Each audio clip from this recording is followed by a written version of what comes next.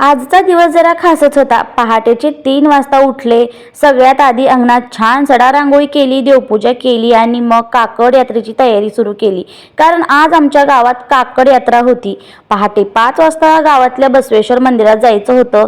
4:30 वाजता मी निघाले होते मंदिरात, कारण तिथे पोहोचायला अर्धा तास तरी लागतो.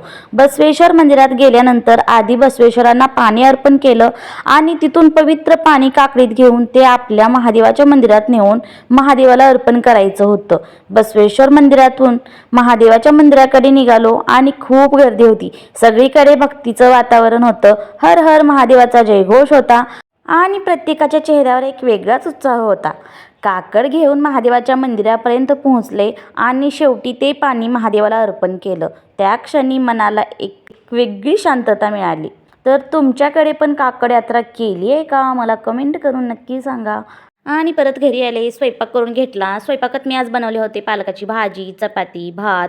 दुपारी छान जेवण करून घेतलं. परत घरातले सगळे कामं आवरले आणि थोडंसं आराम केलं. 5 वाजता उठले. स्वतःसाठी छान असं ग्रीन टी बनवून घेतलं. ग्रीन टी पिले आणि परत संध्याकाळी मी बनवली होती कोथिंबीर वडी. जर तुम्हाला माझा आजचा ब्लॉग आवडला असेल तर लाईक, शेअर, सबस्क्राईब करायला विसरू नका. बाय.